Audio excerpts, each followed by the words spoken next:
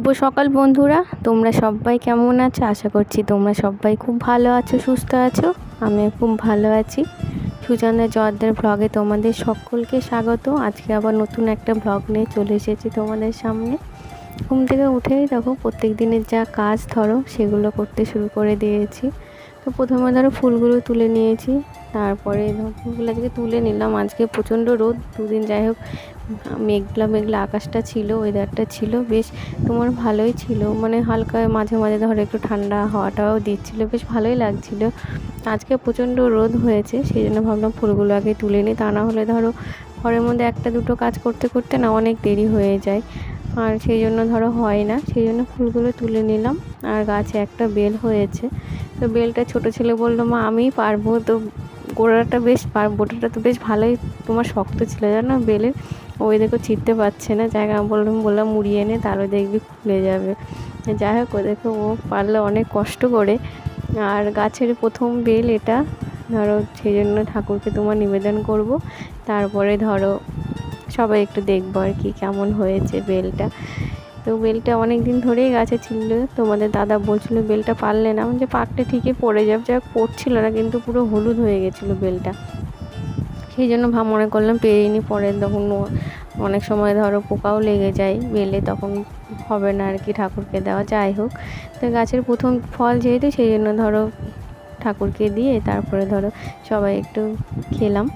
আর এদের সকালবেলায় তোমাদের দাদা চা করে রেখেছে, তো দুধ চা আমি বলেছিলাম আজকে একটু দুধ চা করো, তো নাহলে ধরো আমরা সকালে লিকার চাটাই সবাই খাই, সবাই বলতে আমি তোমার দাদা আর ধরো শ্বশুরমশাই খাই, আর ছেলেরা ধরো খায় না, ছেলেরাদের একটু হরলিক্স করে দেওয়া হয়, ওরা হরলিক্স খায়, আর মাও ধরো হরলিক্স খায়, সেই জন্য আর একটু চাটা খাচ্ছি। আর তোমার তার সঙ্গে একটু নিয়ে নিলাম চানাচুর আর মুড়ি, চানাচুর মুড়ি দিয়ে দুধ চা খেতে দেখবে বেশ ভালোই লাগে, একটু পরে একটু অসুবিধা হয়, কষ্ট হয়, একটু অ্যাসিডও মনে হয়, তাহলেও ধরো খায়। সে সকালবেলায় ধরো ডেলি এক গ্লাস জল খায়, তবুও যেন একটু কেমন অ্যাসিডও মনে হয়, তা মাঝে মধ্যে খায় আর কি, লোভ সামলাতে পারি না সেই জন্য।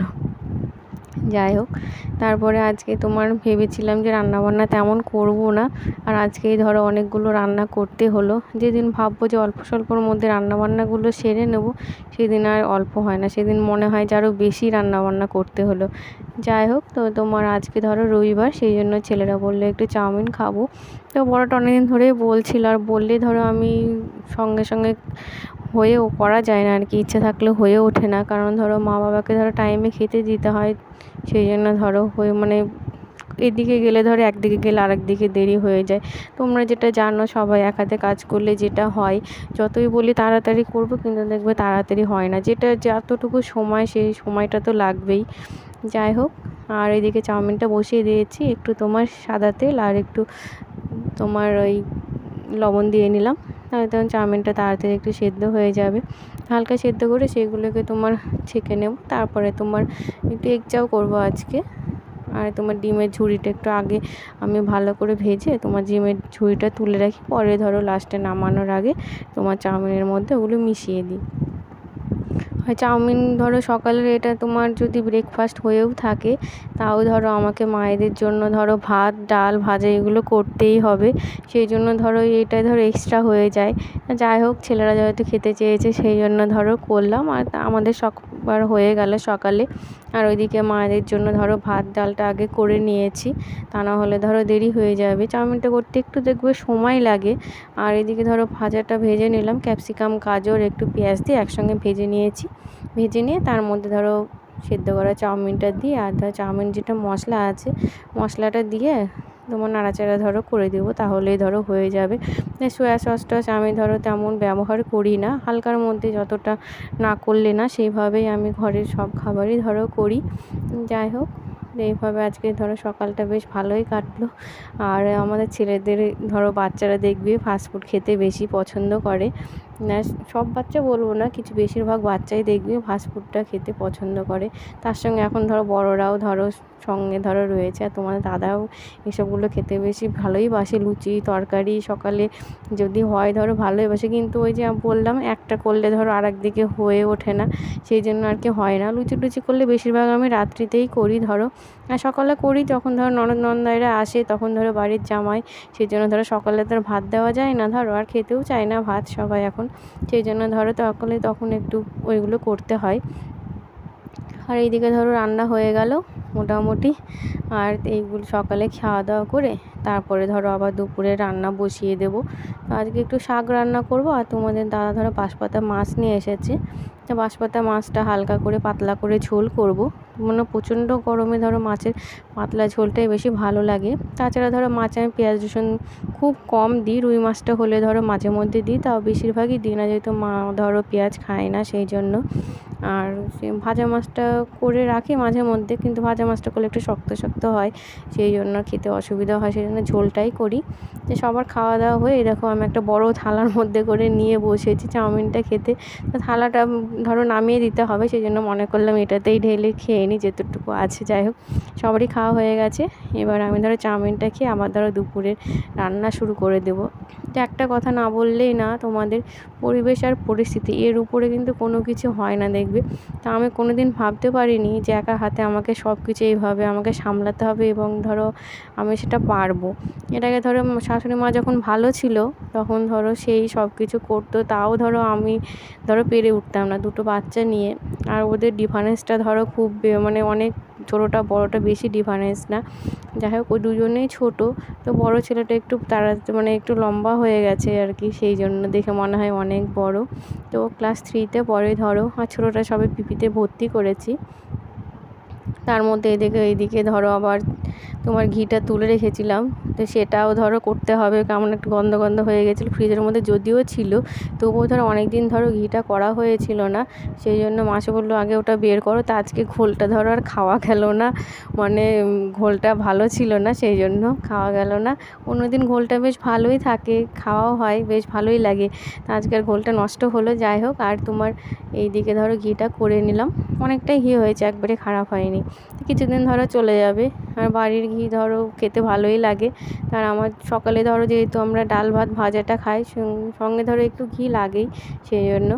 আর এইদিকে ধরো শাকটা বসিয়ে দিয়েছি, তো বাড়িরই ধরো শাক, তো এটাও ধরো তোমার নিজে হাতে যেহেতু লাগিয়েছি, জল দিয়ে কষ্ট করে রান্না কোনো কিছু যখন তৈরি করবে সেটাকে যখন সবাইকে দেবে দেখবে খুব নিজের ভালো লাগে, আমার তো খুবই ভালো লাগে। যাই হোক, তো আর এইদিকে ধরো শাকটা হয়ে গেল, শাকটা একটু পেঁয়াজ রসুন দিয়ে রান্না করলাম, খেতে বেশ ভালোই লাগে। আর এইদিকে কাজল মাছ, এই তোমার কাজলি মাছও বলতো আমার শাশুড়ি মায়েরা। আর এইদিকে আমরা বাঁশপাতা মাছ বলি। এই মাছটা তোমার লবণ আর হলুদ দিয়ে মাখিয়ে রাখলাম, তারপরে ধরো পাতলা হালকা করে ঝোল করব। তো মাছটা আমি ভাজবো না, তেলের মধ্যে ধরো মশলা দিয়ে একটু তেলটা বেশি লাগে, তার মধ্যে ধরো মাছগুলো দিয়ে দেবো, যেহেতু পাতলা মাছ ধরো তোমার ভাজলে মানে একটু কেমন ছোবড়া ছোবড়া হয়ে যায়। যাই হোক, আর আমি একবারে মানে হালকা তেলে এপিট ওপিট করে ভাজতে যেটা পারি না সেটা ধরো পারি না, সেই জন্য ধরো মনে করলাম একটু মশলার মধ্যে ধরো মাছটা দিয়ে তারপরে পাতলা করে ঝোল করব। আর এইদিকে ধরো এটা রান্না বান্না হয়ে গেল, তারপরে তোমার ধরো চলো মাছটা রান্না করি।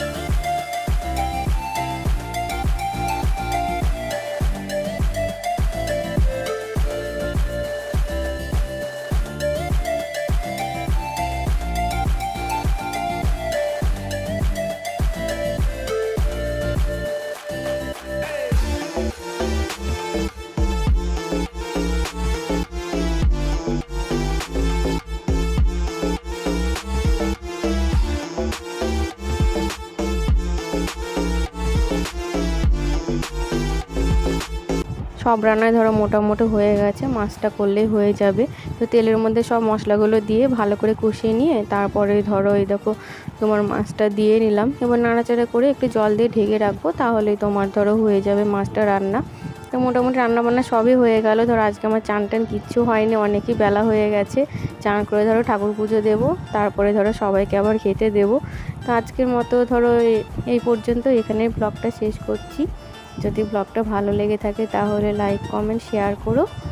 আর সবাই খুব ভালো থেকো, সুস্থ থেকো, আমার সঙ্গে থেকো। আর নতুন বন্ধুরা আমাকে সাপোর্ট করো, আমার চ্যানেলটাকে সাবস্ক্রাইব করো। আজকের মতো এই পর্যন্তই।